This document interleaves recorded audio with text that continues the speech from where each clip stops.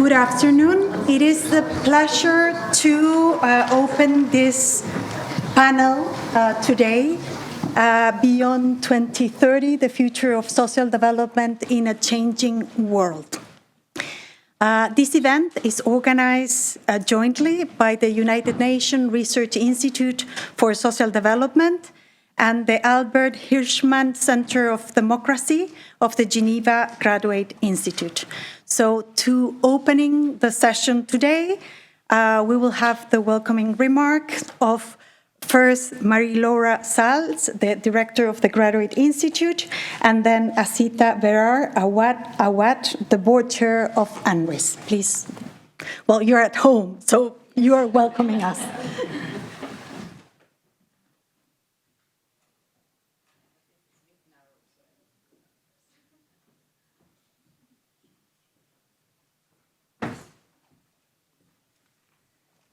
Good evening to everybody, to all of you. Dear Magdalena, thank you. Dear Ms. Berar, Awad, welcome, Your Excellencies, dear students, dear colleagues, dear friends, ladies and gentlemen. It's really a pleasure for me to welcome you tonight at the Institute in the Maison de la Paix. I'm very happy to be able to say a few words of introduction to this public event launching the consultation process on the strategy 2026-2030 of the United Nations Research Institute for Social Development. And I would like really to thank both of you, Magdalena and Ms. Berar, for allowing me to say a few words today. It's probably not completely by chance that this event is organized today here at the Institute. UNRISD is an autonomous research institute within the UN system that undertakes interdisciplinary research and policy analysis on the social dimensions of contemporary development issues. And your objective for the strategy, if I understand correctly, is to ensure that your research remains impactful and aligns with global efforts to accelerate progress on the 2030 Agenda for Sustainability. It's worth underscoring how aligned your priorities are with our own at the Institute. Our mission is, I quote, to produce and share academic knowledge and expertise on international relations, development issues, global challenges and governance, and to nurture students and professionals to become decision makers open to the world through a combination of scientific excellence, transdisciplinarity, and critical thinking. And our vision is to foster the understanding and engagement that are essential to a peaceful, equitable, and sustainable world. So a lot of words resonate, I think, between your project and your strategy and our vision and mission.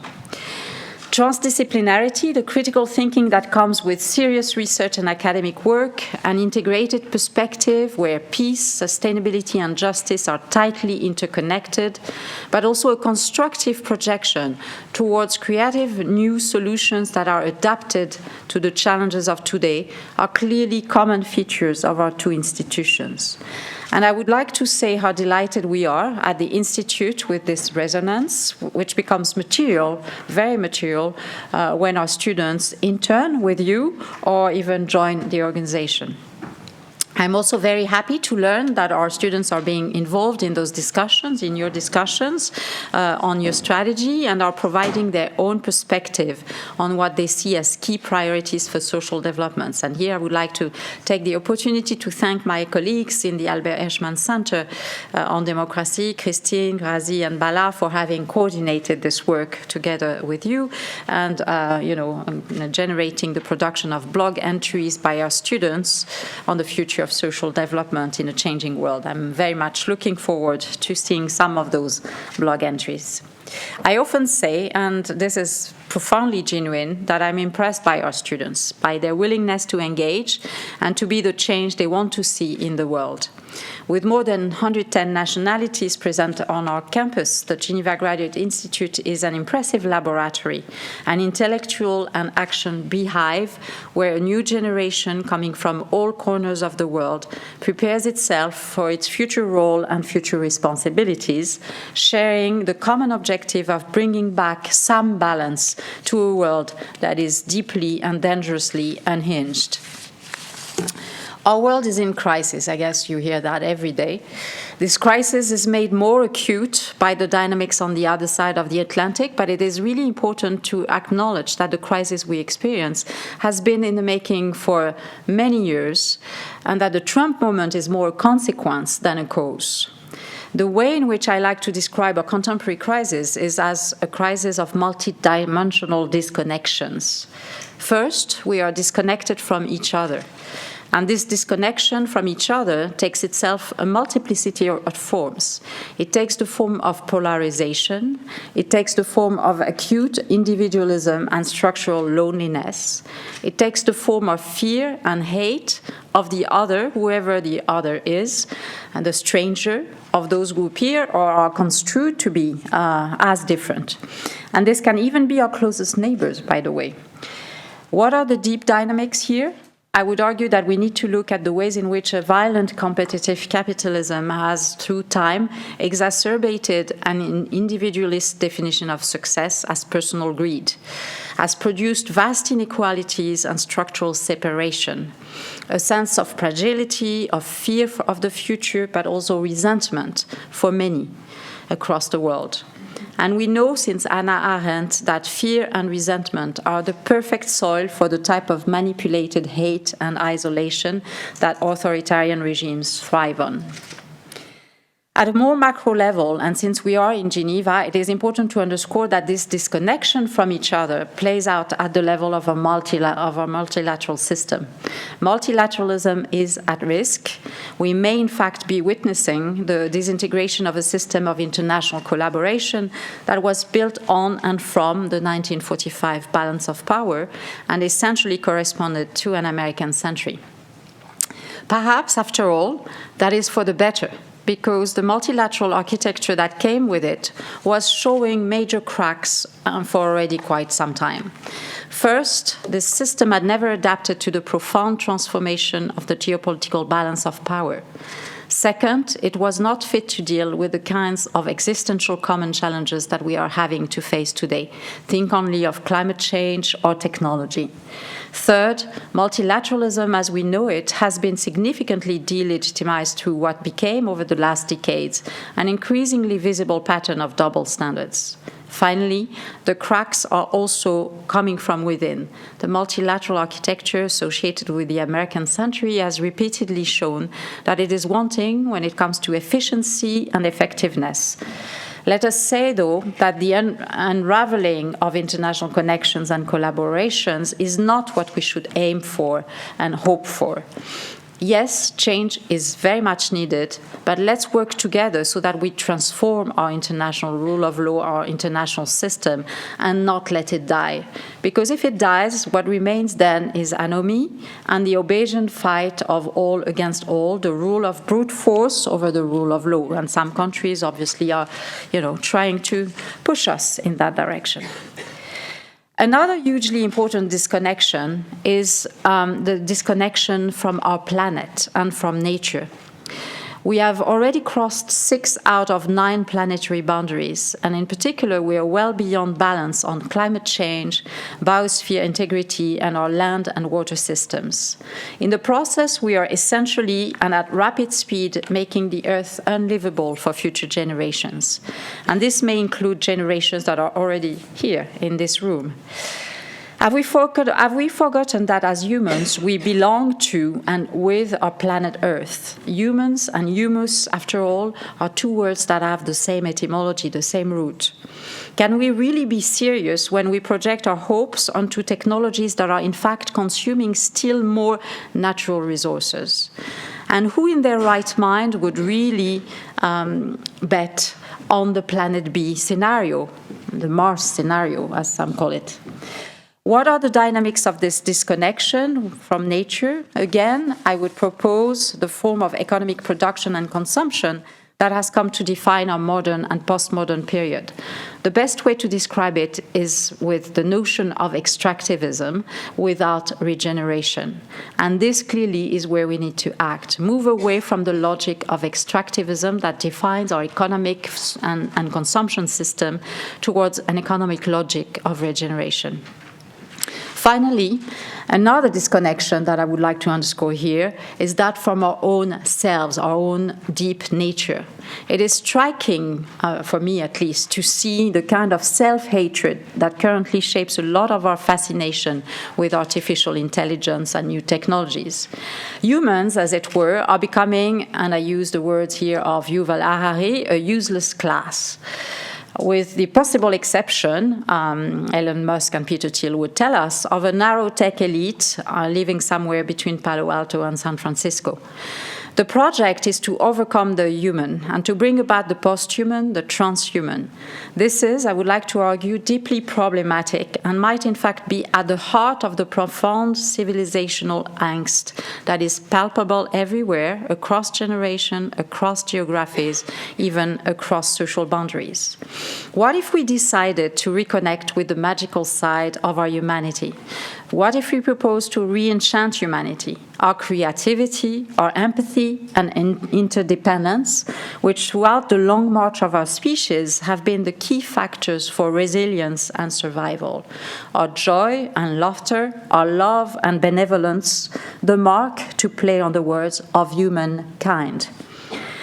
We are in urgent need of political imagination and radical collective action. We need new coalitions with a bold project and projection, that of urgently working in parallel on all forms of reconnection, from the reconnection with nature to the reconnection with each other, and even more profoundly, the reconnection with our deep humanity.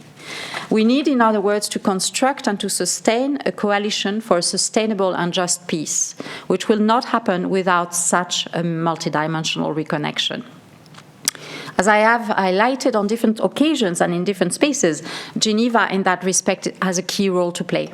And our two institutions, UNRISD and the Graduate Institute, are part of this community of actors that can bring forward this call for radical action and political imagination. The role that we played, those two organizations play, especially in terms of research, is key to identifying and understanding the deeper roots of current problems on the one hand, and to fostering new and creative solutions to our multidimensional disconnection on the other. Naturally, this is not enough, and we need to project such a coalition well beyond our two organizations, but also well beyond Geneva. This is not a small task, but the ambition is at par with the seriousness of the threats that are facing us.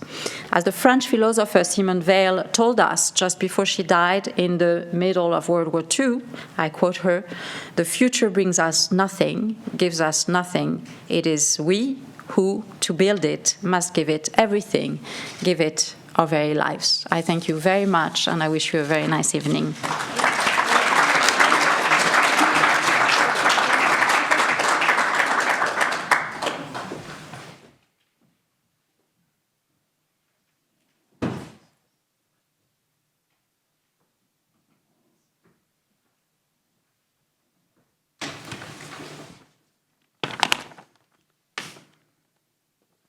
Good afternoon and a very warm welcome to all. Thank you for accepting our invitation to think forward about the future of social development as our world is going through multiple crises and turbulence, and especially at a time when some of the fundamental values of solidarity, inclusion, and equity, amongst others, are radically challenged, as was mentioned before, from several corners and under a variety of pretexts. These values are at the basis of UNRISD work. Some of you may not be familiar with the details of this work. UNRISD, for the last 61 years of its existence, as part of the International Geneva's ecosystem, has been focusing on evidence-based research to analyze, shape, push the boundaries of social development paradigms and policies.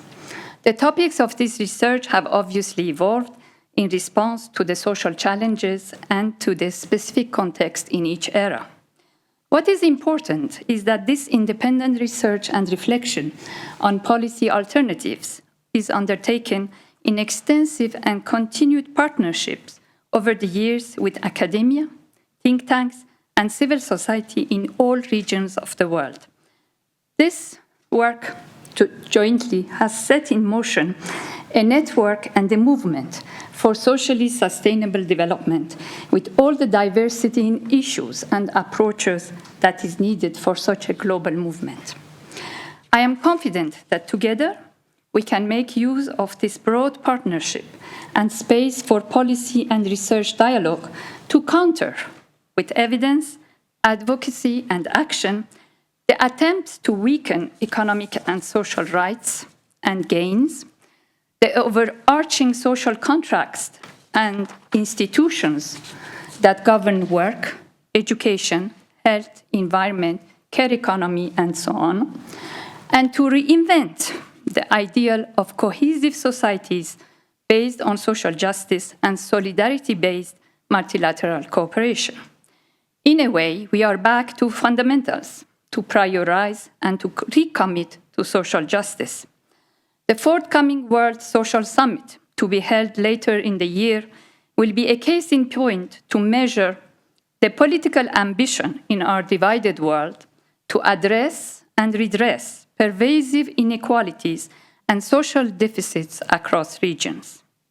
I thank the Graduate Institute Centre for Democracy in co-organizing this reflection. Social crises, as we know, are all too often politically instrumentalized to undermine democracies. The response to what challenges can only be more scientific facts, debate, and dialogue to change narratives and to change action. I look forward to your ideas and reflections on the future of social development. And I am also not stranger to this house. I am proudly an alumni of the Graduate Institute.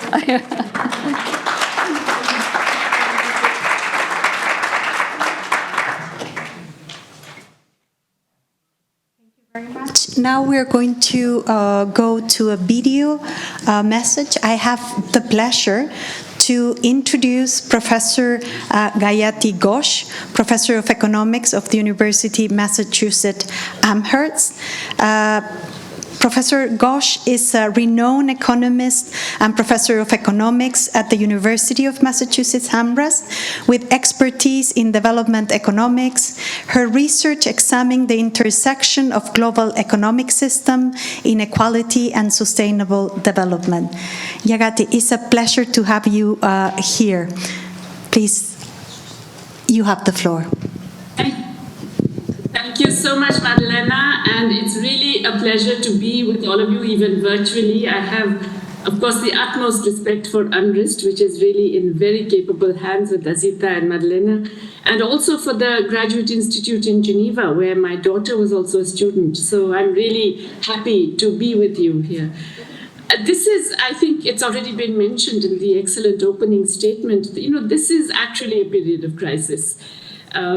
Somebody has said recently that, every generation thinks that it is actually on the cusp of a major global transition and crisis, but relatively few have the fortune or misfortune of actually being in one. And I think all of us in this context are in that period where we are seeing, we're on the cusp of very major transformations, and they could go in either way.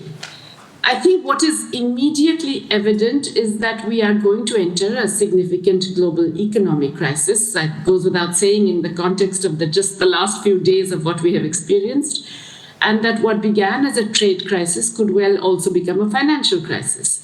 I don't want to create panic. I just simply want to say that what we are going to experience now in the immediate future is many governments having to operate in crisis mode. And we have seen in the past that crisis modes tend to make governments stop thinking about social policy when they should really be thinking the other way. They should be precisely thinking fundamentally about social policy, and that the most resilient societies and economies are the ones that actually put an emphasis on social policies as development policy, something that UNRISD has championed now for many decades, and that emphasize the importance of not just social protection, but the entire range of development of society that actually makes life worth living in a way, as was so eloquently mentioned in the opening statement. But we do definitely need to make a very strong case for it now. We have to make an even stronger case than we had been making in the past, simply because the world has changed so much. And the world is going to change even if, let us say, everything gets reversed tomorrow. All the crazy tariffs get reversed, the trade wars end, the collapse of the bond markets comes to an end. Even if all of that changes, we know that it's going to be a different world, and one in which governments are less likely to be thinking about the criticality of social policy. So we need to make that very strong case, and I'm sure that definitely UNRISD will continue to be making that, but all of you in the Graduate Institute, all of you students and others who recognize the significance of this will also be able to play a very major role. So what do we need to do? I think critically we have to emphasize that employment generation is key. And among the many failures of the previous growth model that the globe has experienced, which have led to this current crisis, definitely. In other words, it has culminated in this crisis. Among the many weaknesses has been that of employment generation. The failure to create enough decent work for people who are willing to do it, the fragility and vulnerability of more workers, and the very poor livelihoods that work generates across most of the world, in most societies, including in some of the richest societies. And of course, the counterpart of that is increasing inequality. And it's very interesting that about a decade ago, inequality became a major subject of discussion and concern. And yet, after that period, it's increased even more. Just when everyone was talking about, Occupy movement and we are the 99%, and when Thomas Piketty and others were talking about inequality as this major socioeconomic concern, thereafter we have found a dramatic, massive increase in inequality, particularly the share of assets and incomes controlled by the top 10% of the globe, of the world's population, and then the 1% of the world's population. And this inequality, in turn, is adding to the desecration of our planet, to the dramatically increasing climate change, and to a whole range of other concerns that we all know about. Employment generation is key to reducing the inequality, but of course, how do we then finance the social policies, the provision of basic needs, the recognition of the rights of all people, not just citizens, but all residents, including migrants? How do we ensure that we have the fiscal balances that will enable this? Usually, whenever you say that we have to deal with any crisis by providing more protection, by ensuring that everybody has their basic needs, by generating more employment through public employment, by creating good quality employment, by paying special attention to women, whenever you say this, policymakers turn around and say, where's the money? How can we raise the resources to do this? We simply cannot afford it. That's typically what we are told. But of course, that is a political decision. And we have to drive that home continuously, that the choice of not having not enough money, that's a political choice because it means that we have not tapped the major sources of public revenue, which are the ultra-rich and the large corporations. So if, in fact, we are in our own societies and through international cooperation, able to institute a very small wealth tax on the super rich, a 2% tax on their financial assets, say, which is so small relative to, let's say, stock market fluctuations. I mean, many of these multimillionaires and billionaires have lost 10% of their assets through just a stock market fluctuation. Just taxing 2% would generate enough money to actually deal with adaptation needs across the world, the climate adaptation needs globally, for example. But there are many, many more other ways in which this money can be used. Similarly, multinational corporations and very large corporations get away with paying lower taxes than either domestic companies or small and medium enterprises because they can actually figure out ways to avoid the taxation legally by transferring a lot of their profits to tax havens, to low tax jurisdictions, claiming that it's for royalty payments or technical fees or for various other things, or interest payments, or all kinds of devices have been thought of, or by essentially using the loopholes available in tax laws to bring down their taxable profits, their taxable incomes. This can be resolved. It is actually not so difficult to do with a determined government. And particularly with global cooperation, it's possible to actually do this. If we also combine this with sin taxes for extremely carbon-emitting luxury consumption, things like private jets, things like, luxury second homes all around the world, and so on, you actually are able to generate enough resources to do the kinds of things we're talking about, the developmental spending, the climate finance, the essential money needed to ensure minimum social and economic rights for everyone on the planet. All of this can be done, it's feasible. But in addition to a global architecture that would enable this kind of progressive fiscal policy, we also have to rethink our development policy. So in a sense, the crisis that has been unleashed by the administration in the US, the Trump government, is something that actually brings home the fact that that model of export-led growth, which really thought that, all you have to do is just somehow increase your export revenues at whatever cost to your own nature, your own society, your own workers, your own pollution, etc. It's essential somehow to just increase exports. That model is now failed. It's dead in the water. We really have to have a new model. And it is, again, possible. So in a way, it's not just a wake-up call. It is now that we are being forced to get away from that export-driven model. And that gives us the freedom to develop more sustainable, more desirable models that focus on basic needs provision, on employment generation, on public services, on small and micro enterprises, and on sustainable patterns of growth. There are many, many options available, and they're necessary, not just to save the planet, but also to save our societies. Now that trade rules have been blown up completely, it is actually possible for many countries to think of ways of managing trade that encourage the development of small and micro industries, that develop the capabilities of the people, and do not expose them to extremely damaging foreign competition from very large corporations that they cannot compete with. So essentially, this is a message that we should grab. We should seize the pain that this particular crisis is necessarily going to deliver, to think of a new way of organizing our economies. And that also means to reduce external financial dependence and debt-driven growth. Again, these are things that may just result as a fallout of the crisis we face. But if they do, and if they succeed in putting all of our economies on a more sustainable, equitable, socially desirable path, then we should actually think that it's a blessing in disguise, and we should be much more positive about coping with the immediate problems that we know will come. Let me stop here. Thank you.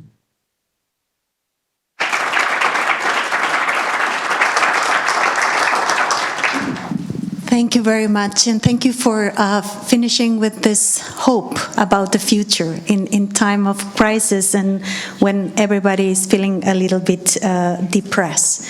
So we're going to now move on for the moment to have some opening statements from representatives of the different countries. I have the pleasure to call to the stage to the permanent representative of Chile to the United Nations office in Geneva, Claudia Fuentes Julio, to the permanent representative of Finland, Madame Heidi Schroderus-Fox, to the chargé d'affaires of the permanent mission of China to UNOC, Mr. Jian, and Mr. Muhammadou, the permanent representative of the Gambia. I call you all to the floor.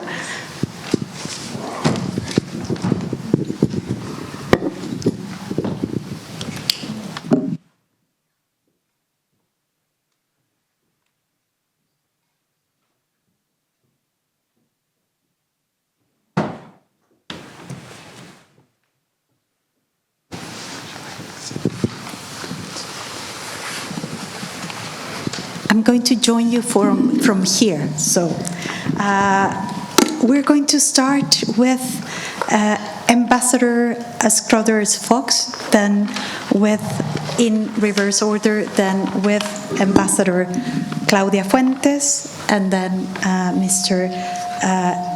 Jian and Mr. Ka. Madam, you have the floor.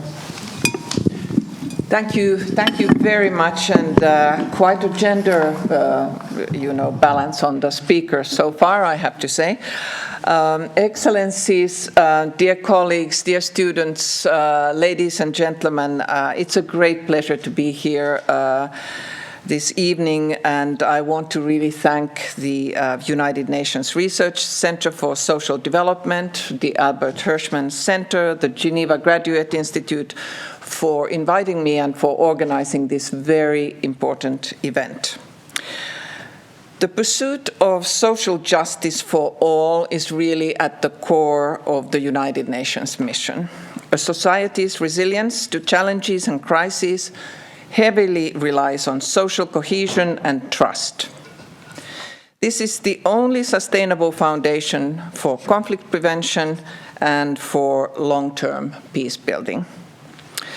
This viewpoint is also reflected in the recent UNRISD Global Consultation for the World Summit for Social Development, where governance, political stability, inequality, and climate change were identified as major challenges to social development.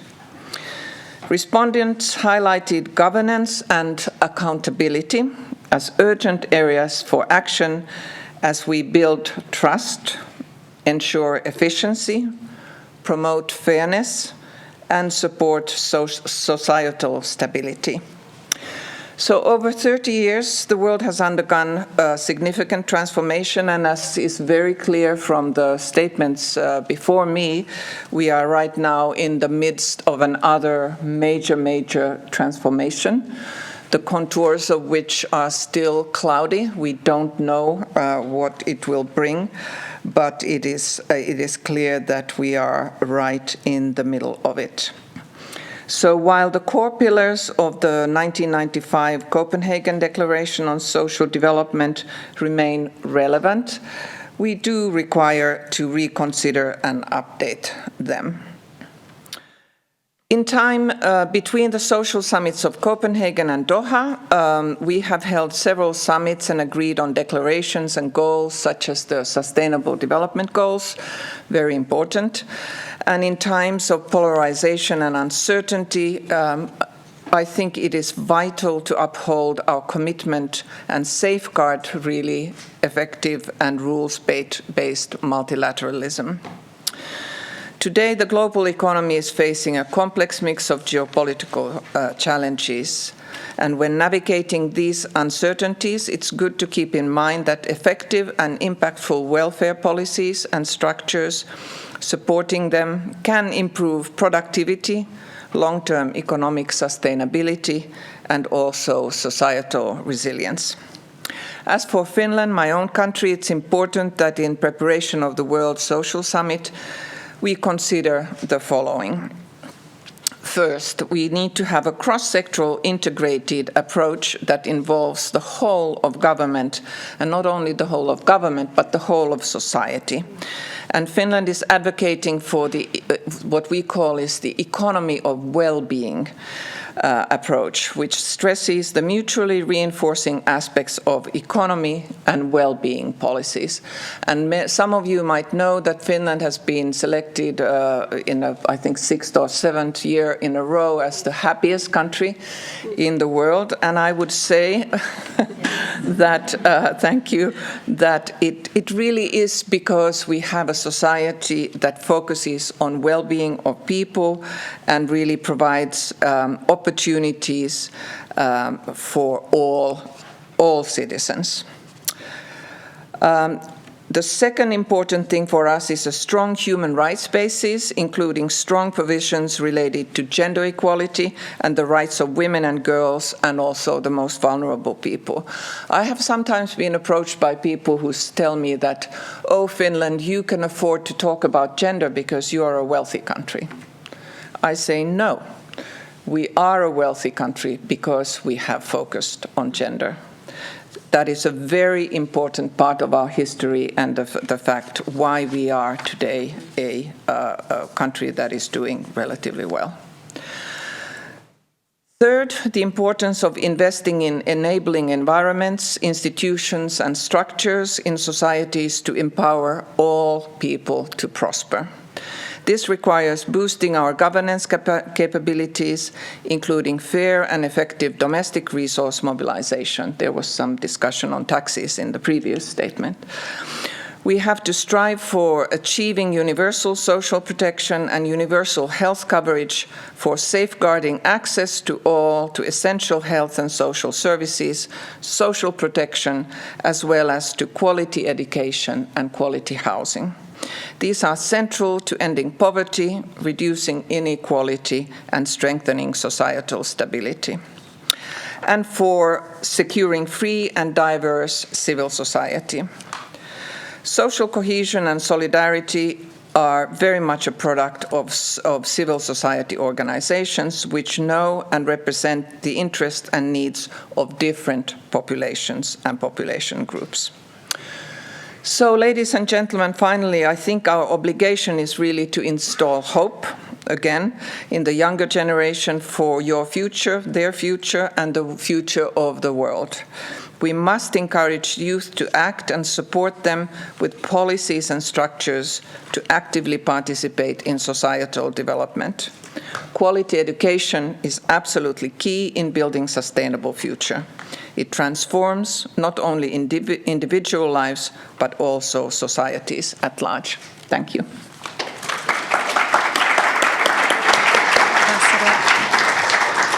Ambassador Fuentes, I invite you to take the floor.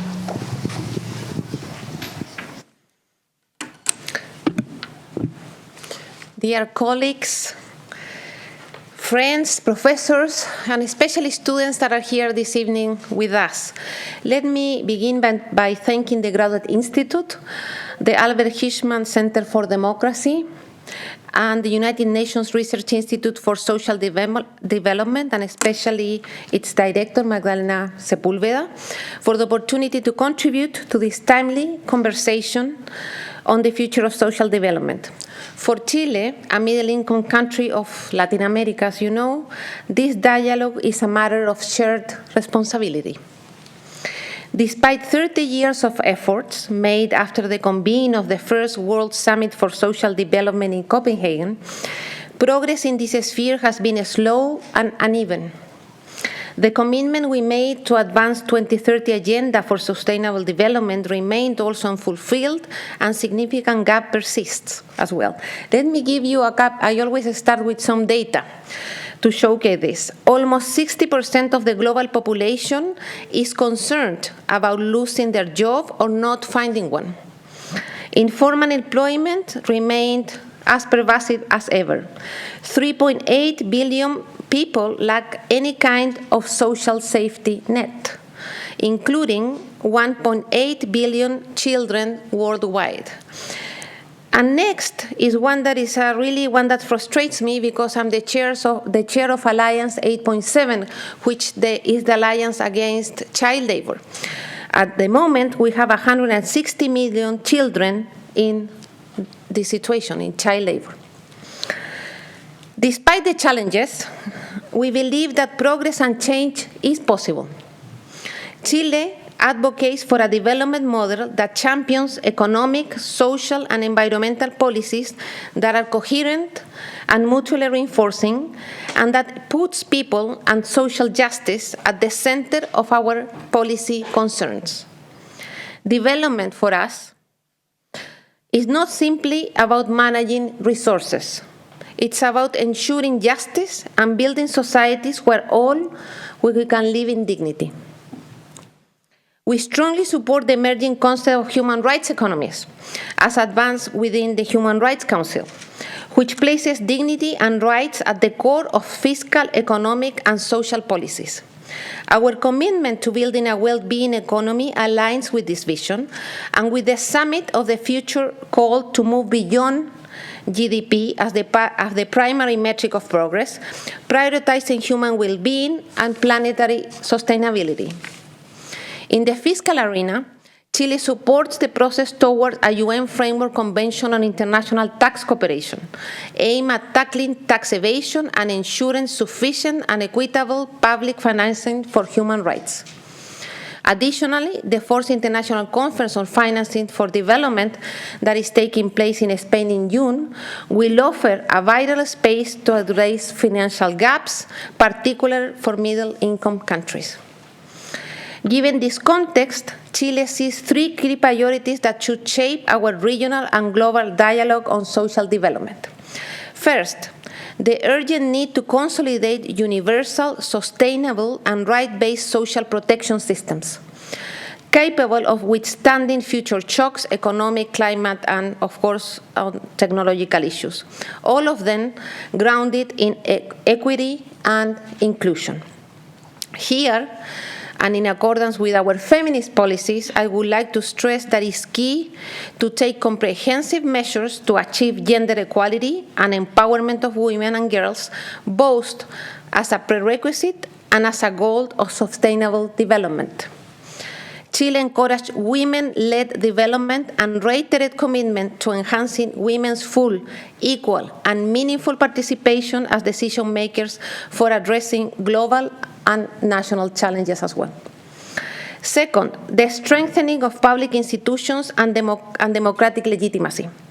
Social development is not possible without trust, accountability, and meaningful social participation. Where institutions are captured, weakened, or bypassed, rights are at risk, and people lose faith in democracy. Third, the reaffirmation of a truly inclusive and effective multilateralism, one that not only respects but actively embraces the diversity of development paths, priorities, and capacities of different countries, one that strongly believes in the UN Charter and the effective realization of the Universal Declaration of Human Rights, a multilateralism based on common values and norms that are based on our common humanity. For multilateralism to be more effective, knowledge and empirical evidence research is crucial. And this is the part where students, universities, and all of us come inside. We need more work with the UN system and academic institutions to generate evidence-based policies and strengthening our decision-making processes and policy coherence at the domestic and international level. Let me finish saying that looking beyond 2030, we must forge a new social and ecological contract, placing economic, social rights on equal footing with civil and political rights. Development must be measured not just in growth, but in dignity, equity, and care. The latter is indispensable to achieve and maintain peace within and across nations. The upcoming World Social Summit in Doha is an important milestone. In times of uncertainty and political turmoil, it is critical to build trust, promote social dialogue, search for innovative solutions, and renew our commitment to multilateralism and international cooperation, always grounded on equality and dignity for all. Thank you.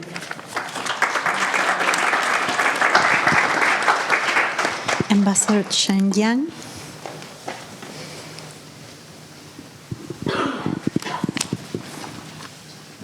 Thank you, Madeleine, and thank the dear panelists. And it seems that we are on the panel, in the same panel every day. Yesterday we were in the panel for women's in the science and technology in GSTD, and I was with Ambassador Kang just now on the G77 discussions with the president. I am first thank UNRISD and also the Graduate Institute for the invitation. This is a very important event, and I'm very glad to participate. My function, mostly as chargé d'affaires of the Permanent Mission of China, and I have another title is Ambassador for Disarmament Affairs of China. So my function usually focus on security and disarmament. And nowadays, I participate more and more in UNRISD activities, social and development activities. There is genuine connections between the two. The more I participated in social and development events, the more the stronger impression I have. Actually, it's a disarmament for the relationship between disarmament and development, always there. Unfortunately, as colleagues and panelists just mentioned, we are right now in the crisis. My understanding is that there are tensions, geopolitical tensions, and there are increasing trend of arms race. So there are more fundings for military budget and less funding for development. That's very sad. That's a geopolitical reality. And so we still need to work in that direction. And my function as a disarmament ambassador should still play for further the disarmament process and to prevent arms race and to allocate more fundings for development. As Professor Ghosh just mentioned, where is the money? I think the money is spent to a certain extent in the military part, but it should be spent in the development, in the social welfares. And coming back to the topic of today, we are in a changing world and we are in a crisis, and that's true, and we are facing multiple challenges. The uncertainty, instability, and unpredictability of the world are rising significantly. And the theme of today's event, Beyond 2030, the future of social development in a changing world. I was wondering what will be beyond 2025, or even what will be beyond the next month. Every day is changing, and there are breaking news every day. There are measures putting up even every hour. So multilateral organizations and institutions are facing political and financial pressures, with those in development sector being particularly affected. Recently, as you all followed very closely, the United States has, under various excuses, imposed arbitrary tariffs on all its trading partners.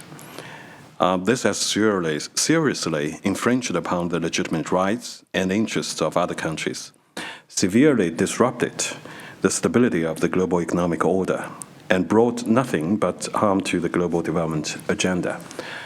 Professor Ghosh just mentioned that right now it's trade crisis. It might turn into financial crisis.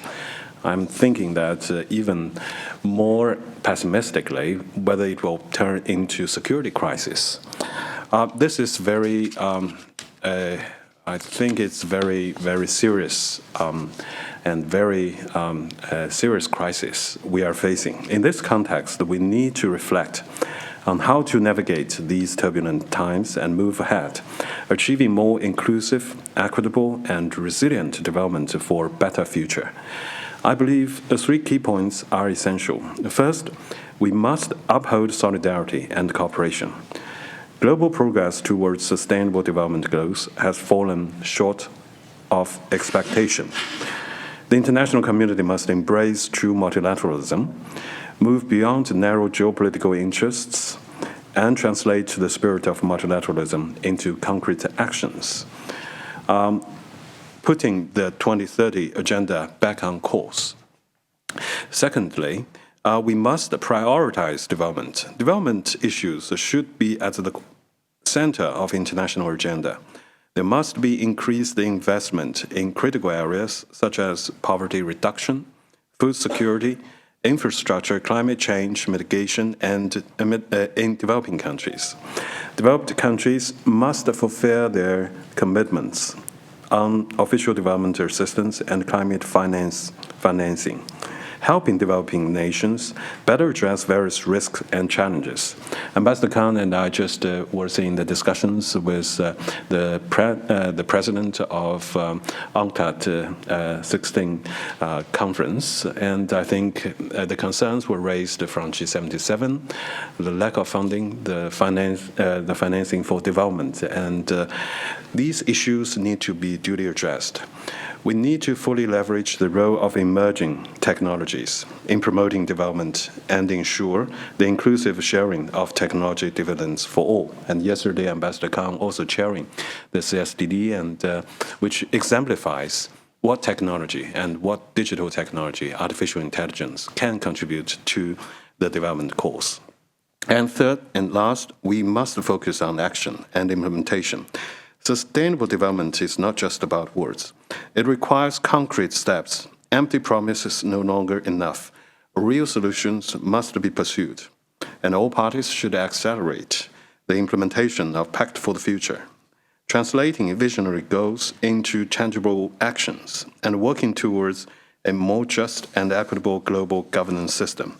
We must also support this year's World Summit for Social Development, which will be in Spain, and prioritizing poverty reduction, full employment, and social inclusion with the aim of achieving ambitious, meaningful outcomes. Dear colleagues, development is an enduring theme for human society and key indicator of progress. The Global Development Initiative proposed by China has evolved from the cooperative idea into collective action, providing a Chinese solution to advancing the Sustainable Development Agenda. China is committed to using this initiative, the Global Development Initiative, as a platform for collaboration with all countries, all international institutions, taking concrete steps to accelerate the achievement of SDGs, contributing to the formulation of a new development approach to post-2030 era and building a community with a shared future for mankind. And I wish today's event a great success, and which will also make contributions to UNRISD, a strategy for 2026 to 2030. Thank you. Thank you very much, Ambassador Kang.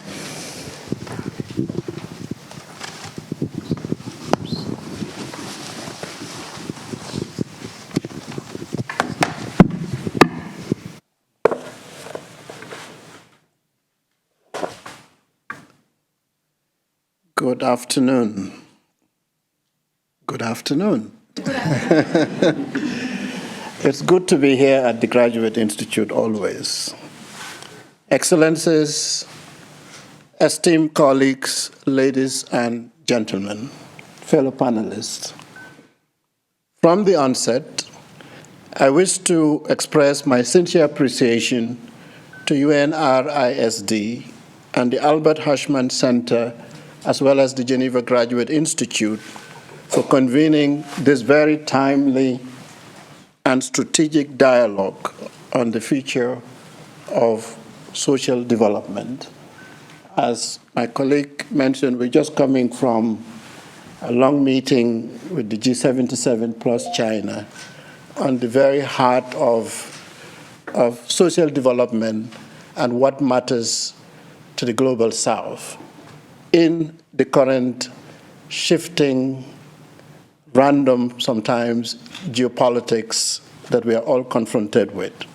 It is indeed a privilege to contribute modestly to this conversation that seeks not only to assess our progress, but to chart a bolder and more inclusive course for the years beyond 2030. This is indeed a pivotal moment in our collective journey towards the 2030 Agenda for Sustainable Development. It is important to note we are now well past perhaps more than half of the mark, and yet too many of our global goals remain elusive. Inequalities are widening, the climate crisis is escalating, and we are experiencing an unprecedented, changing, and uncertain geopolitical landscape with immediate socioeconomic consequences across the world. Rising political polarization in the context of rapidly changing geopolitics and the global economic order, enveloped in huge uncertainties, and challenging the resilience and viability of our agreed rule-based multilateralism is progressively undermining global solidarity and collective commitments, particularly to development, global rule-based trading systems, and importantly, international law. And the world's most vulnerable, those our globally agreed SDGs vowed to leave no one behind, continue to hear or to receive the brunt of our collective inaction and the rapidly shifting geopolitics and resetting the global economic order. Let us be clear. The path to 2030 is not a passive one.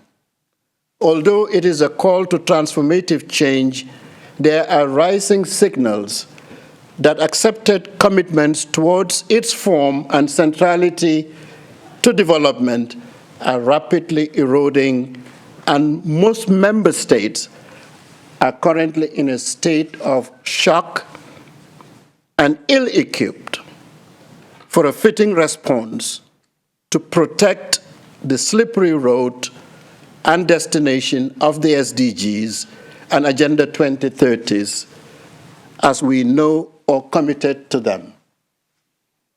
Excellencies and colleagues, the barriers and most pressing obstacles to social development are rising and very troubling, and I'll just name a few. One is persistent structural inequalities, which has been touched upon by my colleague panelists, rooted in race, in gender, in income, and geography that continue to shape life outcomes across generations. The second point is fragmented governance. I also had one of the panelists talked about governance and the shrinking civic space, which hinder collaboration, trust, and democratic participation. 3, also it was mentioned, the financial architecture. Actually, it was part of our conversation today at the G77 plus China. Insufficient and uneven financing with most of our countries in the global south, often forced to choose between short-term survival and long-term investment in resilience. However, alongside these key challenges are powerful levers for meaningful transformative change to enable development and prosperity. I will share also a few. Harnessing people-centric data and public digital infrastructure, digital innovation, AI, and sustainability. In the view of making them more inclusive, more people-centric, and rights-based, can enable meaningful digital transformation for development. And I see my colleagues from the ITU in the audience.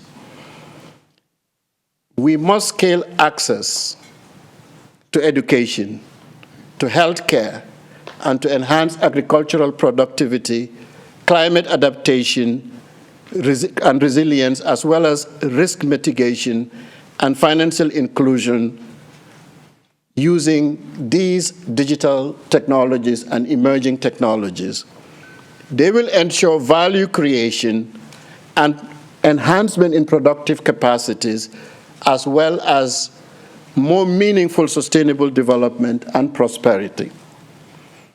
We must harness and support our youths, the creativity of our youths across our continent, Africa, and across the global south. Their leadership, because they will be the future leaders, or they are the future leadership today. Youth entrepreneurship and grassroots mobilization are pushing institutions to be more responsive, more agile, and more equitable, and more people region-centric, and more importantly, more accountable. And regional cooperation and South-South learnings are unlocking new pathways for sustainable transformation, development, and prosperity. Excellencies and colleagues, across my continent, Africa, the commitment to the 2030 agenda remains steadfast. Yet the road to sustainable and inclusive social development is impeded by persistent structural inequalities, limited fiscal space, and the compounded effects of rapidly changing geopolitics that are triggering external shocks and socioeconomic uncertainties, from climate-induced disruptions to disruptions to our rule-based trading system, to financial instability, and tensions in the global economic order and our rule-based multilateralism wrapped into a vicious cycle of debt trap that we can't get out of. These challenges continue to strain our public and multilateral institutions and deepen social and economic vulnerabilities. At the same time, we are witnessing a surge in emerging opportunities and positive trends that are transforming the development landscape with huge potentials for growth, for development, enhanced productive capacity, and prosperity. I must say that social protection schemes are being expanded and enabled by digital technologies, AI tools, and services, allowing for faster and more efficient and seamless service delivery to vulnerable populations and service delivery to citizens broadly.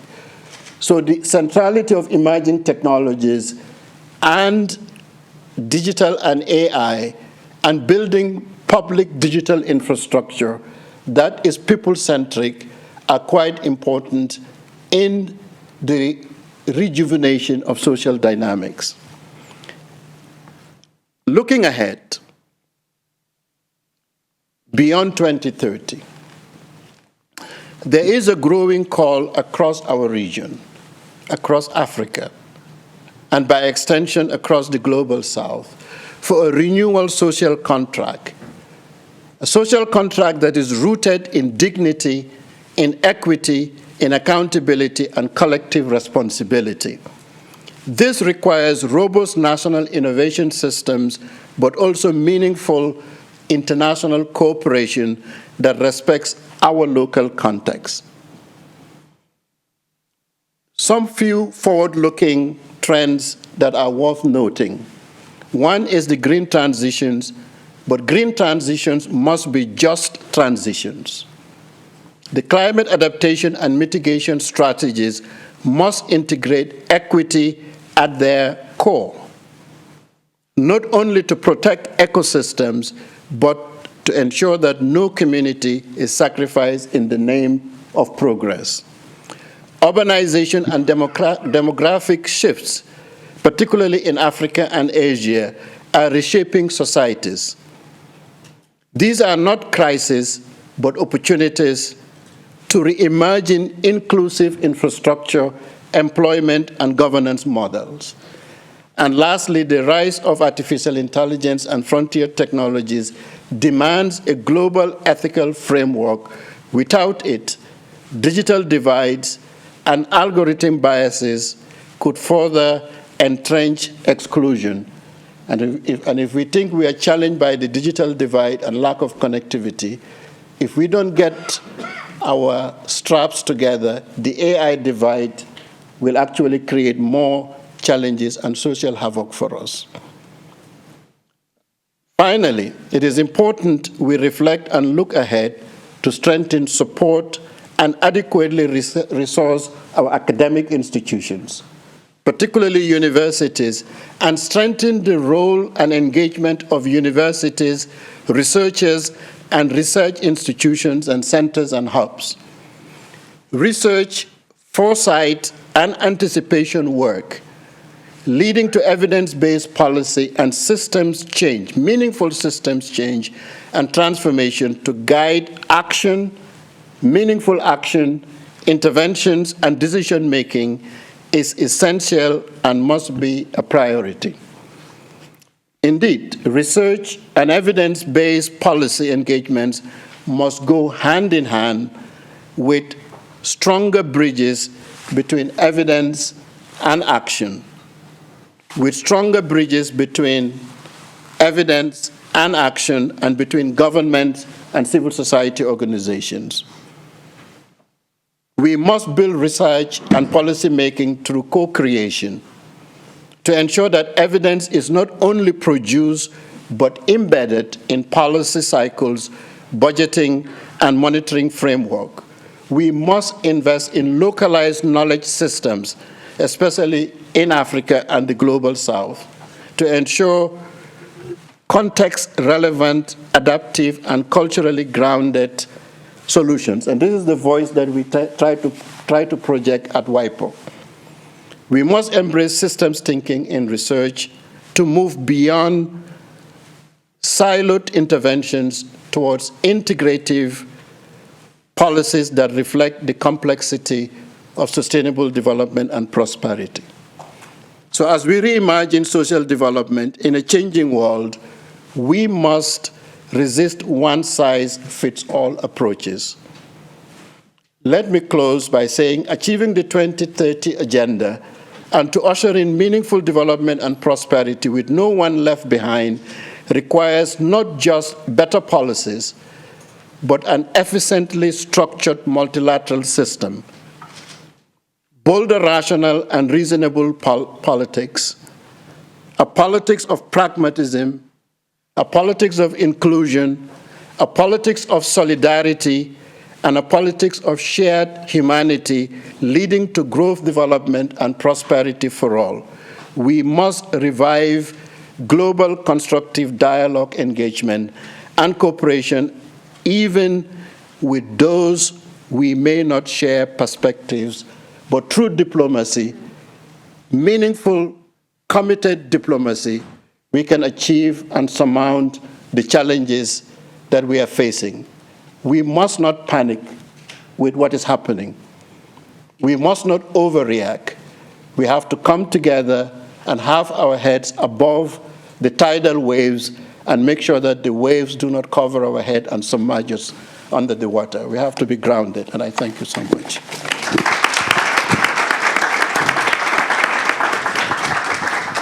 Excellencies, our warm thank you for your statements. You have set the floor for the next session, in which we're going to continue having a panel discussion. I invite you to we're going to change the settings. Thank you very much. While we change, we're going to hear actually the voices of some youth. We asked them to what they thought were the future of social development. And while we see the video, I would like to invite our next panelist to the stage. So please, I would like to invite Anton Leis Garcia, Janina Welp, and Bilay Yamusi to the panel.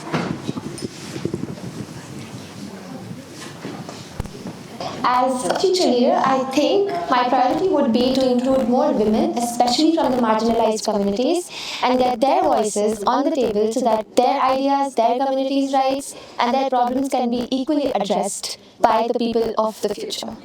My priority for the future has to be related to mobility and migration. Basically, the connection between climate change and migration has to be recognized as a source of fear and a reason for people to move. My top priority as a future development leader would be to address the crisis that is climate change. It sounds generic, but it is the crisis of our generation, and it does need a lot of action. Now, this would be my top priority just because there's a lot of backsliding from the nations that have historically led the charge for climate change. but we then need to look at how this change can be affected from different voices from all over the world. Instead of relying on the global north, we now need to integrate global south voices a bit more into the conversation on addressing climate change, so that the developmental agenda isn't being received in the global south, it's also being generated and developed in the global south. So I think the top priority to address is to stimulate the economic growth around the world, including both advanced economies and emerging market economies. Thank you. As a future development leader, my top priority for the world would be like a huge demilitarization. I think that's what we need. So, as the only UN body with the mandate to do research on social development, UNRISD has been doing this for 61 years. And this is what we do. We facilitate discussion, we bring experts, we bring different political point of view, and we ask the challenging questions of our time. So after we heard from our keynote speaker, that we heard from the distinguished ambassador for different regions, we have and heard from the students, we have now an amazing panel in which we're going to ask these difficult questions. We also are going to be joined by a fourth panelist that is going to be connected via video. I hope that you are there. I'm going to introduce the panelists before they speak.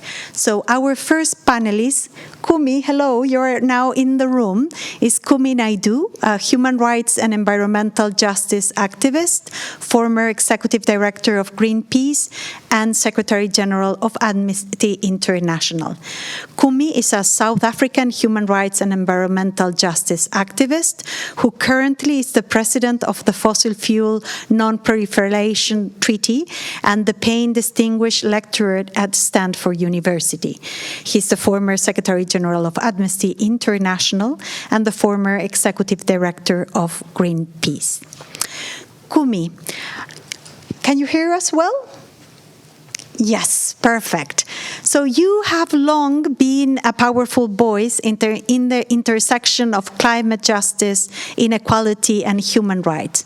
So from your perspective, what are the most significant sources of resistance, whether political, economical, or societal, that are blocking the kind of radical transformation needed to address inequality in their roots? And I will add, we heard now from the various ambassadors before, very progressive policies they were pushing forward. So what is preventing to achieve those policies in their countries, in their regions, and globally? Kumi, you have the floor. We cannot hear you, so 1 second. You're muted. Greetings, everyone. Can you hear me now? Yes, perfectly well. Okay. So let me start by saying that the moment of history that we find ourselves in, pessimism is a luxury we simply cannot afford, and the pessimism that justifiably emerges from our analysis, our observations, and our lived experiences can, must, and should be responded to by the optimism of our thought, our actions, our creativity, our courage, and our sense of humanity. In this moment that we find ourselves in, we need to recognize that actually the chickens are coming home to roost, right? What is happening now was bound to happen at some point for the following reason. If I were to do a quick pop quiz and ask your audience now, what percentage of the global population lives in the global south? I wonder what our answers would be. So I'd ask everybody to try to think about the answer to the question, and maybe, moderator, if you can just ask the panelists quickly what their answers to the question is, just for a quick break. You're going to put us all on the spot. So I'm going to put on the spot the panelists.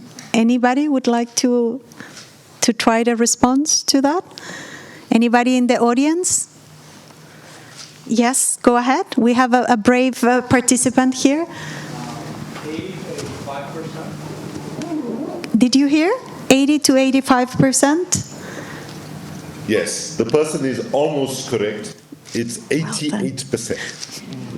88% of the world's population live in the global south. And if we look at it in terms of countries, then actually we are talking about at least in excess of 70% of countries are located in the global south. So then when we take the conversation we've been having of why we are not winning, is because the global governance system has been stuck in the geopolitics of 1945. While all of us fight and try to uphold the multilateral system, it's about time that we also need to say that this system has not served the majority of people on the planet, and that system needs to be fundamentally changed.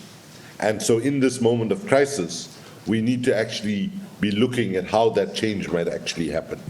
The second reason, so if we just look at the global governance system, it's suffering from a democratic deficit, a coherence deficit, a compliance deficit, by which I mean we have UN summit after UN summit where we agree things that sound very nice, and the implementation of those decisions is not even 10 or 15% most of the time.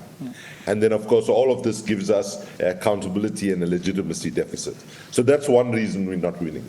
The second, and I want to turn to activism itself here and say that we are part of the problem. And that is what we've done, two big errors. One, if we take what the young people were saying on the video about the urgency of climate change, we have treated climate change as an environmental issue, and we then have, human rights is another silo, development and poverty is another, and so on. And so part of our problem is that we've ignored what the feminist movement urged us not to do decades ago, when they said we needed to have intersectionality. We needed to understand how different issues intersect with each other rather than trying to treat them in the silo. So that is the second and important reason. And to frame climate change as an environmental issue was a tragic failure, because climate change is about our economy, it's about our transport system, our energy system, our food system, and so on. And in that sense, we should see it as a cross-cutting issue.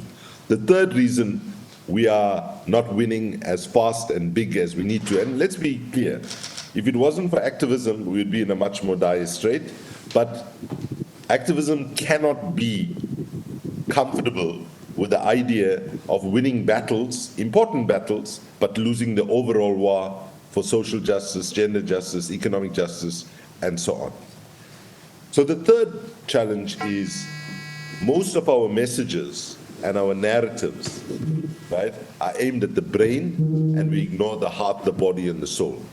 Far too often, the kind of conversation we're having in this very room today, 99% of our families, friends, and relatives, right, if we went home over the weekend and they asked us what exactly it is that you do, what conferences you attended, and if we try to speak like how we speak in a conference like this, I would be surprised if many of our families and friends actually understand what we are talking about.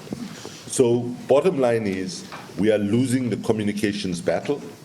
The main reason I would say we are not winning is that we don't have people behind us in sufficient numbers.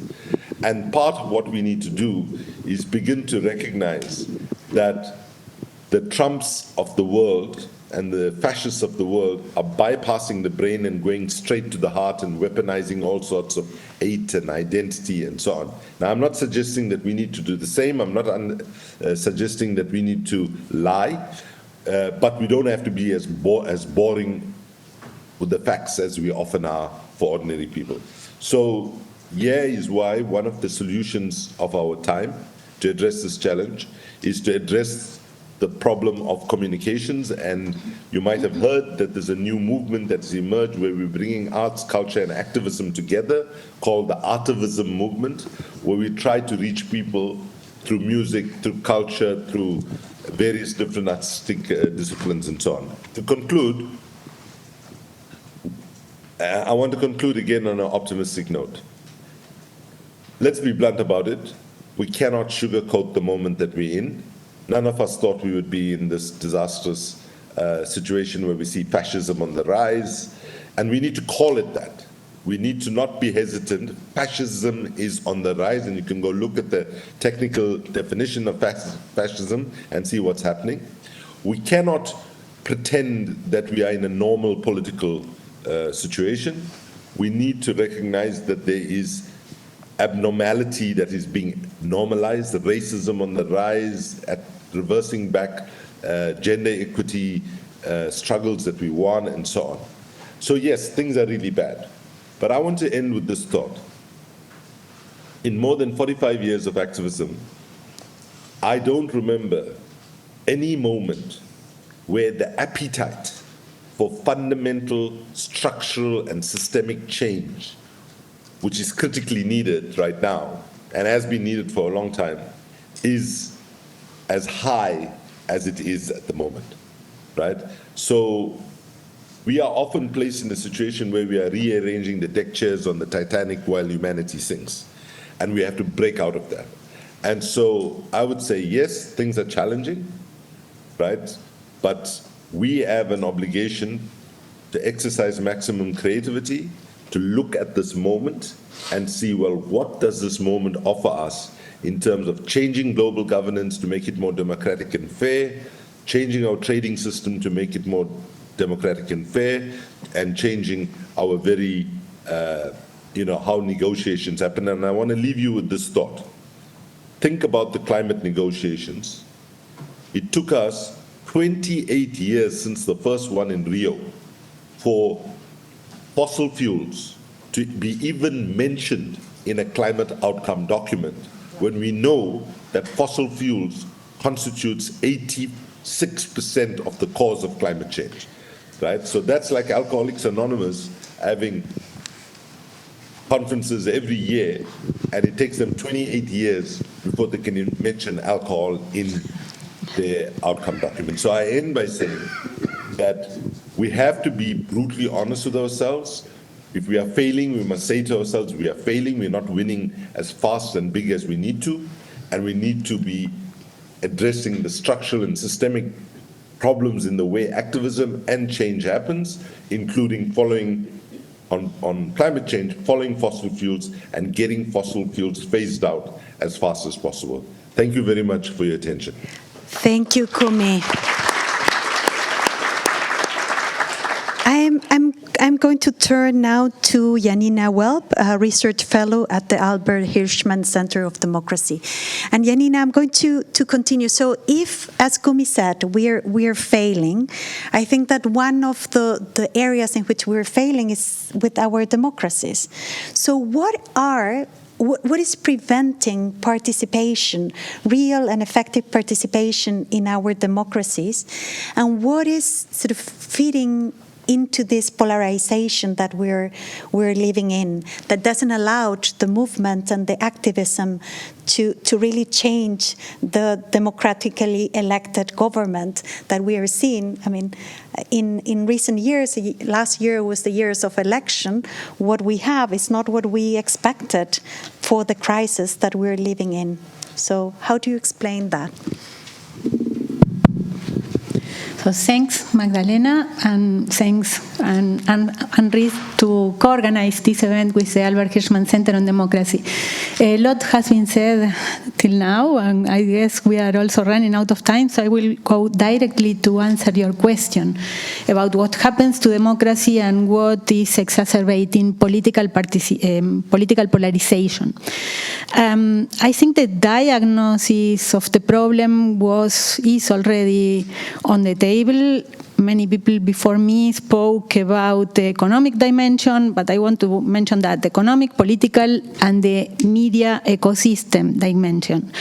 In terms of the economic dimension, the problem is capitalism evolution. I think this was mentioned before, and we can summarize it in the idea of inequalities are rising, and this is producing disillusionment, and in few words, could be said that I could say that the people feel the system is unfair. In political terms, there are many things to mention in each one of the dimensions, but I would focus on the political parties, which are at the center of the crisis of representation, distrust in institutions, and it could be summarized in the idea of no one is listening to us. And related to media ecosystem, we can talk about the spectacularization of the conversation on politics in general, and also increasing individualism. So we are talking about affective polarization. It's not, I think, the main problem, ideological polarization, which is also part of the problem, but mainly is affective polarization, defined as an emotional antagonism in which the other is defined as an enemy and not as an adversary. But at the same time, we are talking about polarization, and we should also consider disengagement, which is also part of the problem. But, and this is what I said as my main message for this first round, is that these are structural problems, but fixating on them risks paralysis, because I think we listen a lot about these very big problems, these narratives of quite dramatic and catastrophist, and I'm not saying we don't have a problem, but I think this narrative is also part of the problem. So you can ask about the alternative, what can be done, and I think the alternative is to shift from general and or abstract diagnosis in decay to rebuilding agency.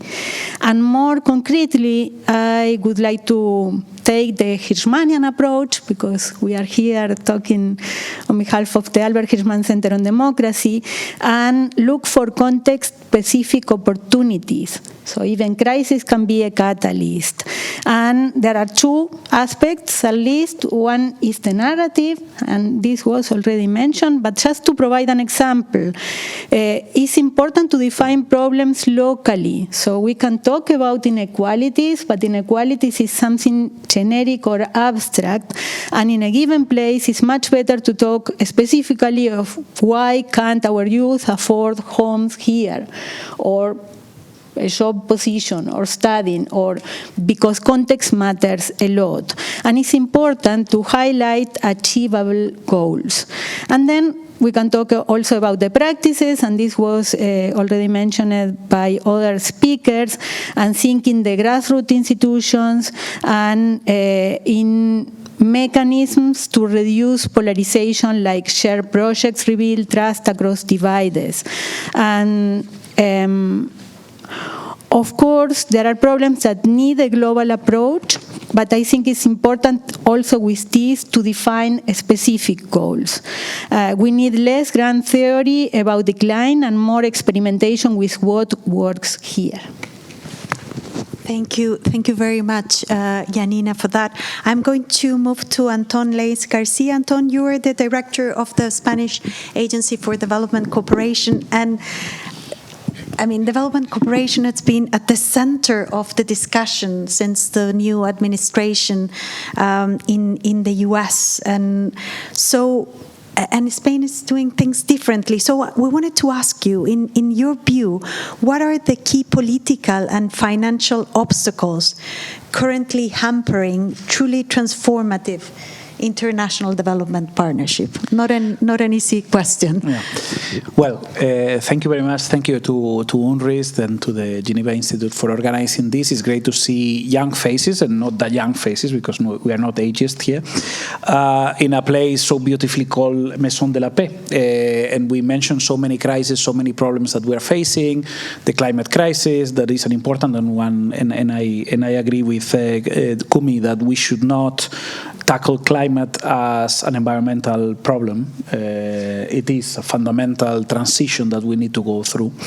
But there are a series of challenges, and I think the worst of them all, hasn't been mentioned yet, is wars. We have 120 active conflicts. We have the basic principles upon which, and it's not about the international order of the last 80 years, I would say 200 years of international law, international humanitarian law, undermine, question everywhere. I don't need to mention specific examples. You all know them. We are seeing them live. So what we see globally in our societies and at global scale is a questioning of everything that unites us. Trade, cooperation, international humanitarian law, science, data, and we see it, and we see the use of social media to question all of this, all the disinformation and the fake news, that all of these elements, including now trade, that we are seeing, have been suffering. So I do not want to focus too much on the different crises that we have. I can give you figures about, more than, the number of poor people that we have in the world, inequalities widening, a number of countries still being held back by debt, by protracted crisis. By the way, not necessarily least developed countries, many middle-income countries stuck in this cycle of conflict and fragility. The climate crisis that is feeding other types of crises like mobility, human mobility, and conflicts again. Gender gaps, we are a feminist development cooperation. At the current rate, it will take us 286 years to resolve legal gaps between men and women. It's simply unacceptable, frankly. The progress is too slow, and we know that on the SDGs we are being held back. This is on the demand side. So we have, from the international cooperation perspective, or those of us acting for sustainable development, it really doesn't matter whether we do it from international development agencies or governments or civil society, whatever it is, we have a mounting pile of crises one after the other. They are all interconnected. The worst thing that we can do is to try to tackle each of them in silos. We have a systemic crisis, and we need to, unfortunately, we have some supply side problems. A number of countries are cutting down on the commitments on international development. I think that's regrettable. That's not certainly what Spain wants to do. We see this, in this particular moment, as an investment. The world needs more cooperation, not less. There are a number of others. It's not just us. It's true that if you look at the top donors, there are a number of them that are cutting down their budgets. There are others, us, Korea, very diverse countries. Korea, Norway is still affirming their development cooperation. There is a lot, and I think the ambassador of the Gambia was alluding to it, a lot of South-to-South cooperation. There is a lot of knowledge circulating in countries in the so-called Global South or Plural South. All these blocks, by the way, I don't think are that homogeneous. There is a plural North and a plural South. There are those of us that are trying to build bridges, by the way. Just weeks ago, my Prime Minister wrote a joint letter about the value of international development cooperation, with the Prime Minister, with the President of South Africa and the President of Brazil. And I think we are going to see more and more of those alliances bridging North and South. I think the worst crisis, and that's really the big obstacle, is a crisis of trust. A trust on one another, a trust on the multilateral system. Kumi was alluding to multilateral negotiations. I've done a career in international development, but I had a long stint negotiating international text, and indeed, we do have an issue of credibility. We need a multilateral system that works. It can be further increase its fairness and democratic value, absolutely true, but it also needs to work in practice, and I think we need to move from words to action in a number of areas. We have a possibility now in Seville. We have the 4th conference on financing for sustainable development. What we do from international development cooperation is small, but we can unlock other resources. Trade, a trade system that is fairer, that it is more balanced, that benefits everyone. Taxation, absolutely important, and I think we have heard voices from civil society as well. We need a global fair taxation system, but we also need to work with our partner countries on increasing the tax flows. And again, I think to resolve this trust crisis, what we need is a change of narrative. I think the old aid system is dying, if not dead. We need to transition from a system based on aid to a system based on partnerships. None of our partner countries really want to be assisted or aid. What we want is to build mutually beneficial partnerships that are based on mutual respect, on mutual accountability, of course, on treating each other like adults. We can talk about values, we can talk about interests, and certainly if someone comes to talk to us, we will be talking about things like democracy, about women's rights, about human rights. That is not conditionality, not something that we are going to throw at people's heads. It's something that will be part of our conversation. And we need to talk about solidarity, and I want to underscore this word. Solidarity is important, and it's solidarity in everyone's benefit.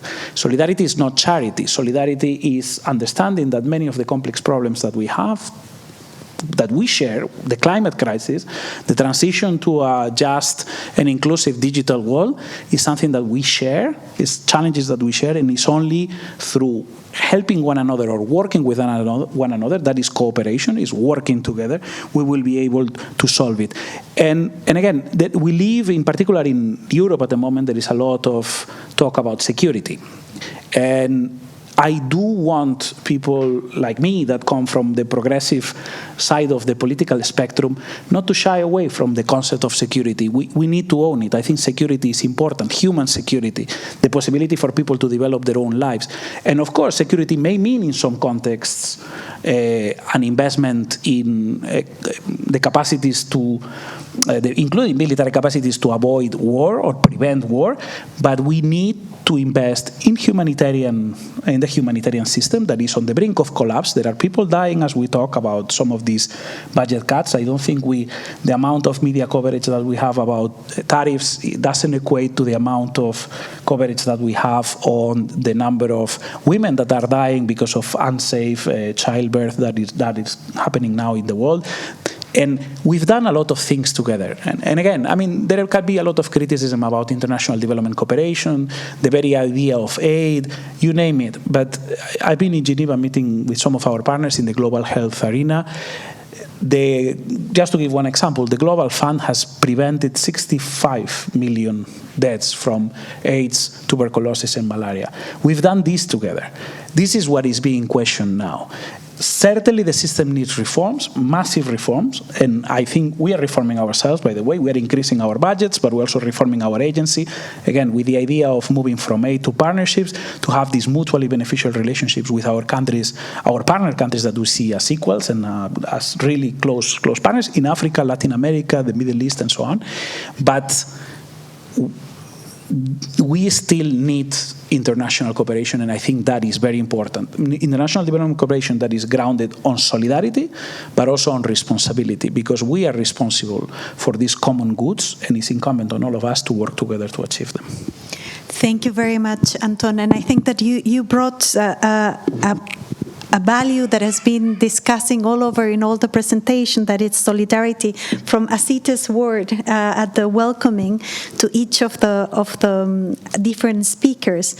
And I also would like to highlight, you mentioned you mentioned taxation. It was mentioned by our guest keynote speaker, and it was also mentioned by the ambassador of the Gambia, sort of the African Union support to the UN tax convention, and of course Jayati mentioned the issue of the tax to the super rich, that it was put in the G20 with the Brazilian presidency.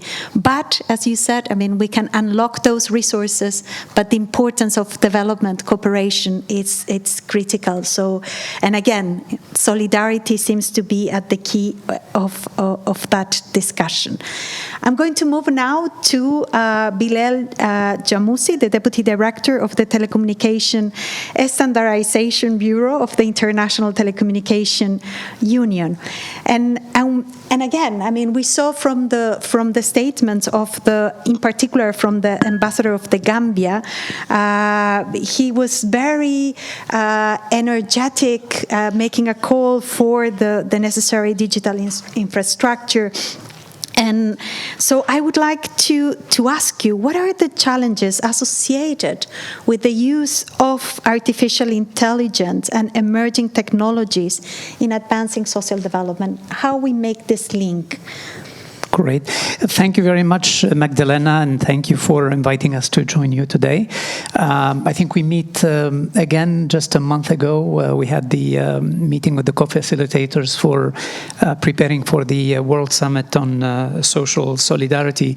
And the question of AI, I think to address it, probably it's important to demystify it a bit. What is AI? What are the building blocks?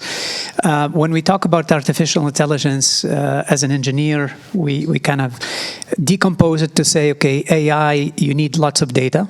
That's the premise of it. You need computing platforms, supercomputers, to be able to go through lots of data. And you have algorithms or machine learning that we call in engineering to really learn from that data and be able to help humans in various tasks. So if we look at those components and then look at the risks associated with artificial intelligence, one of the biggest challenges today is that the representation of the data. Because the accuracy of artificial intelligence and its representation depends on the data that it's working on.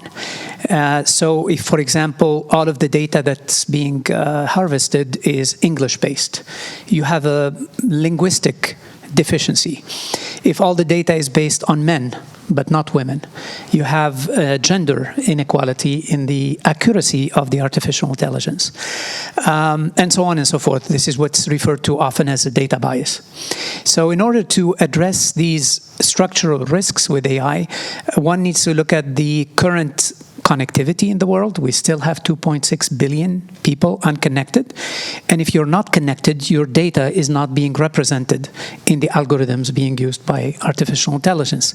So that's one area of work that we have to address. And that's one of the areas that the ITU is working on, is to connect the world, to ensure that people are connected so that their data is included in the conversation, but also so that they can make use of artificial intelligence in helping them with AI for health, for example.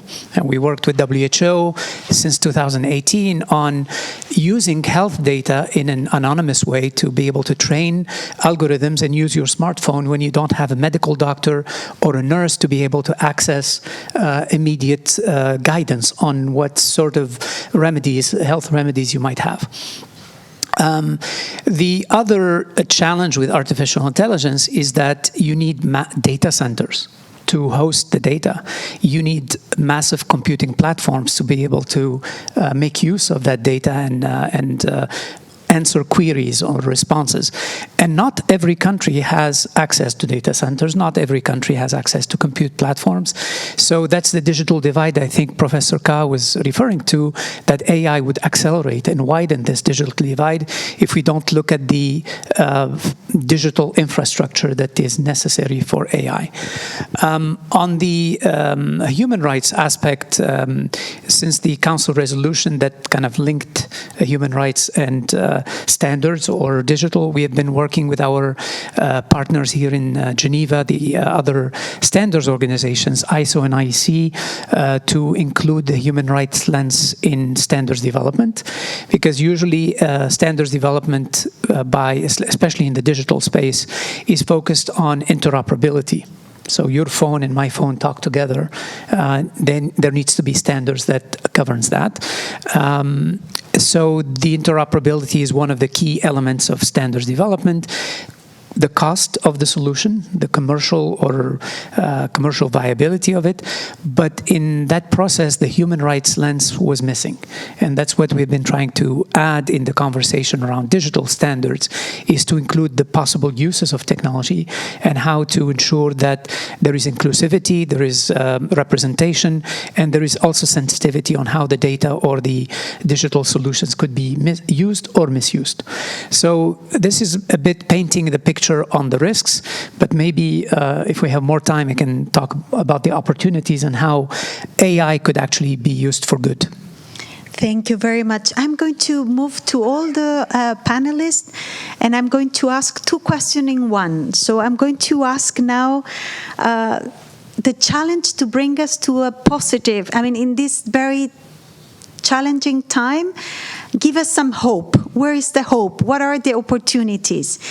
And add to that a response on how, because we're a research institute and we're being hosted by a graduate institute, what is the role of research? So the hope, bring us the opportunities, and the role of the research in order to get there.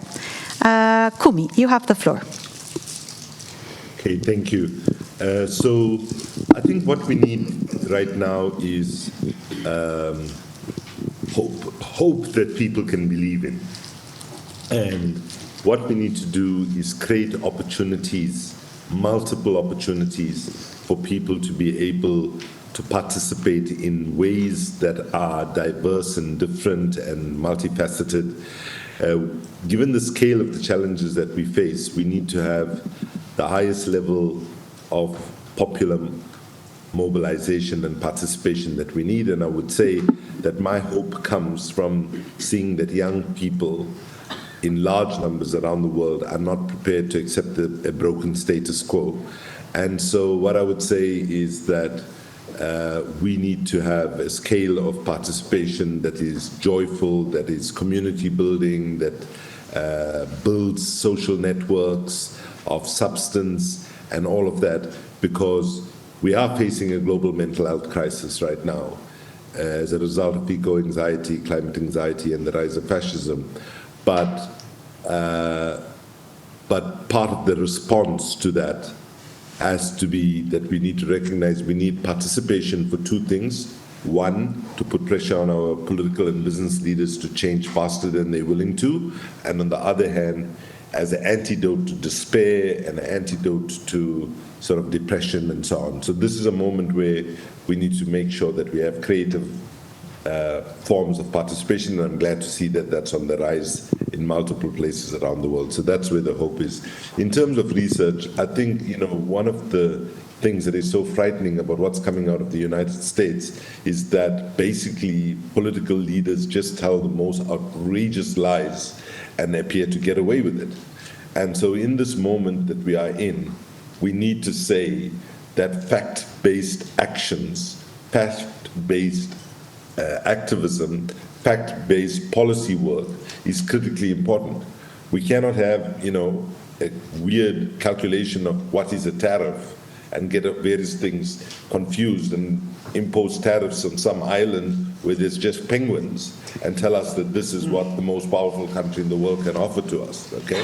So I think research in this moment is critically important, but I would conclude by saying that the research needs to be rooted in the world of praxis. There's far too much of research that happens isolated from the people on the ground that are actually doing the work, and we need to have a much more engaged research processes where the people in the front lines of the issues that are impacting humanity's lives have voice and even have capability to contribute and shape what that research should look like. But to conclude, research and mobilization on the larger scale are equally critically necessary in the moment of history that we find ourselves in. Thank you. Thank you very much, Kumi. When you were describing those creative activism, it's really gave me hope for those of us who has been on the street protesting for something, and those moments that are, there is moments of happiness, there's moments of joy, and I think that that is what we need. Janina, you go next. Hope and research. Yeah, well, you are asking for hope and research, but I need to say something which is not hope, but the opposite, but I think it's important to put it on the table. I'm against magic formulas when talking about citizens' participation, and I think this is very important, particularly at the European Union level. Now there are some solutions, like for instance the citizens' assemblies, which are perceived as the ideal mechanism to produce democratic deliberation, but people doesn't know about that and is perceived as an expert-driven experiment. So I think it's important to recognize that the practices are rich and contextually related. So the problem is not that we don't have citizen participation. The problem is that when people demonstrate, it's not heard. We have many experiences all around the world, particularly in Latin America, as you may know, in Brazil, in Uruguay. And I'm not saying that this works perfectly, but I'm saying that top-down initiatives won't work. It never works. Again, we can quote Hirschman, but there's plenty of evidence that you can define a perfect policy and then you go to the field, and the field has its own dynamic and more rich variables and so on. So the hope is in what is already going on. I think the challenge here is how to capture and support that in place of expecting to create a magic formula to go and implement something. This will never work. And in terms of research, I fully agree with the previous speaker. I think research now, and particularly the academic sector, is perceived as part of the divide. We have a problem with the legitimacy of the scientific knowledge, and is perceived as technocratic and expertise elite-driven. So the narratives from which we are producing research and the co-production are central to, bring hope. Certainly, and that I think stressed the point that made by Kumi. Bilal, you promise us the opportunities with artificial intelligence, so give us hope and research. Absolutely. Since 2017, we launched in the ITU something called the AI for Good. In fact, the building next door with the ITU, you find the big banner of this conference and movement, really. In 2017, we saw that AI has lots of promise to augment human capacity, not to replace it, but to just allow us to do things better and more accurately. And so we launched this AI for Good to see how we can use AI to accelerate achieving the Sustainable Development Goals. And from those conversations in the various AI for Good summits, a number of focus groups were created where we have a multi-stakeholder group of government, private sector, civil society, researchers come together and focus on a particular topic. And since 2017, we launched maybe some 10 different focus groups. One on AI for health that I mentioned with WHO, and the group worked for like 5 years, bringing medical doctors and digital experts on identifying and benchmarking AI for health applications. And we have seen significant development there in harvesting the data, providing the nomenclature, providing the regulatory guidance, the ethical guidance of using data in healthcare settings, with both developed and developing countries participating in this focus group. And they published some 39 reports and open source code. And I think that could be the basis for further research as you embark on further research in AI. That's one example. We also had work with the Food and Agriculture Organization on using the Internet of Things, the drones, the sensors on the ground, to augment food production and combat the hunger SDG. And again, that focus group worked for a number of years and published all of these reports that are publicly available on our website and the FAO website. A third example for natural disaster management, and it's related to climate. There is lots of changes in the climate impacting floods, mudslides, etc. Many of them could be detected early by AI because you have satellite imaging, you have sensors on the ground, that data is fed, and we can have early warning to prevent lots of deaths and disaster, the impact of disasters. A fourth example is road safety.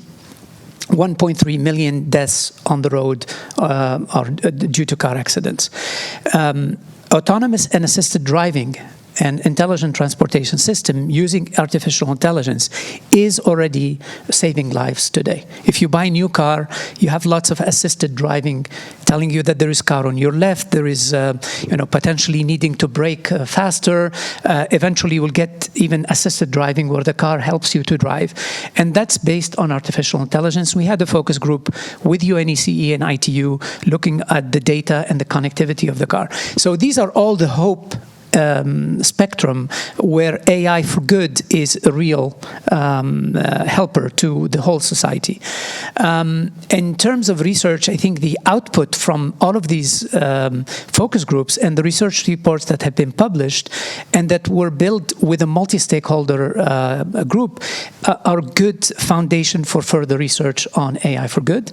And I will finish by inviting everyone to come to the AI for Good Summit in Geneva this year, 8 to 11 July. We will be in Palexpo because this topic has outgrown CICG. Well, last year we couldn't fit everyone. So this year we're going to CICG. We're expecting 15,000 participants. Several heads of states have confirmed. Many ministers from Global South and North are coming. The entire private sector landscape working on AI will be part of the conversation. Researchers, civil society. So it's really a unique, and 47 UN partners. So all of us in the UN system are partnering in the AI for Good. So I would love to see everyone continue the dialogue at the AI for Good and use it as a platform for global governance of AI. Thank you. Thank you very much. Anton, you have the last word. So we had the AI for good. How we can have the development for good? Well, look, I'm an optimist, and the times are really challenging. But times of challenges, times of crisis are also times of opportunity. And let's face it, a lot of, and I think in the introductory speeches, some of the speakers were saying that a lot of what we see is not the cause of anything, but rather the consequence of some factors. And as I mentioned in my earlier intervention, we need to rethink many of the things that we have been working on for quite a while. We need to rethink even those successful parts of the multilateral system, like the global health architecture. WHO is reforming itself, the different instruments are reforming themselves. Development cooperation, as I said, we need a new narrative. We need to engage and talk differently and build with actors that before we were not talking to. So really, this year, 2025, is going to be very hard. It is being hard. It's being hard for all of us. It's being hard for academia. It's being hard for science. It's being hard for development cooperation. It's being hard for business that are being affected by tariffs and things that we wouldn't imagine would happen. But every action creates a reaction, and that will happen. That will happen. And I think going to data and science, I think it is fundamental. It's really part of this change that we need to see. I said before, development cooperation is not just about financing flows. I mean, we committed to 0.7. We are making steps towards that. It's true, the last 2 years, our government has not been able to pass a budget, but every budget we had, we increased the budget of our agency. We doubled our investment in development cooperation over the last 3 years. We are multiplying by 3 our investment in humanitarian aid. And I underline the word investment, because this is an investment with a return in terms of a more stable, safer world, not just for the communities and the people we work with, but also with our fellow citizens at home in Spain. And that's important. This is not just an act of charity, as I said. It's really in our interest in investing in these partnerships. But we need not just financial flows. We need knowledge. We need science. We need technology transfer. Talking about artificial intelligence, we are working with the Barcelona Supercomputing Center. That is one of Europe's main centers in artificial intelligence. We are trying to build a partnership with our Latin American partners so they can access some of the capacity, supercomputing capacity, and that we are able, for instance, to build foundational language that is not just in English. I'm speaking in English to you, but you know there is a strong bias in artificial intelligence in favor of English, you know, and there is quite a few 100 million people that speak Spanish and Portuguese, and by the way, many indigenous languages in Latin America. We want to really mobilize artificial intelligence in favor of that diversity and develop solutions, for instance, on disaster risk reduction. We all agree. I mean, in Spain last year we suffered terrible floodings, like many people died. There is, by the way, a lot of knowledge on disaster preparedness that happens in the south. I visited almost coincidentally 1 or 2 months afterwards, I visited the Philippines where they experienced 6 typhoons. Nobody died. There are much more ahead of us in terms of climate adaptation. So how do we share all this knowledge in a circular way, all this data, all this research? Well, we need to do more. But certainly data, research, facts, and science are important. In the world of social media, though, I am afraid it is not enough. We need to develop narratives, and we really need to fight for people's hearts and minds to have them on the side of science, on the side of openness, solidarity, and cooperation. And really, I do think there is a majority of the world. I'm not going to count how many people live in the north and in the south, but I'm really, if we take a poll and we ask people, and by the way, many of the cuts that we are seeing in development cooperation in some developed countries have been done not on the back of a slide in popular support for development cooperation. There is no country in which you have seen a decline in polls that are being taken. In Spain, we have 80% of our fellow citizens that support what we do, even if that involves a cost, which it does, but it's a cost that is an investment. So I think we have people with us in terms of all these elements, science, economic openness, solidarity, cooperation. What we need is to mobilize it, and as I said, like to fight for people's hearts and minds. And someone mentioned communications. Sounds like maybe not a very ambitious thing. I would rather think about narratives, about talking about what we do. I think Kumi was mentioning, like, our families do not know what we work. That's certainly my case.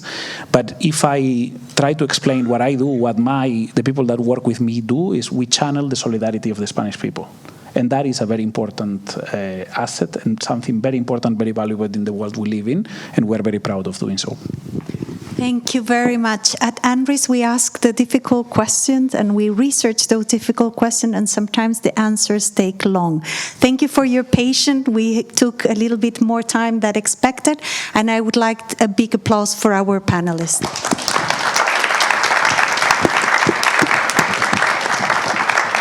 Thank you to all of you. Thank you, Kumi, for connecting remotely. And thank you for your participation, and invite you also to look at some of the research that for 61 years has been done by this institution. Thank you very much.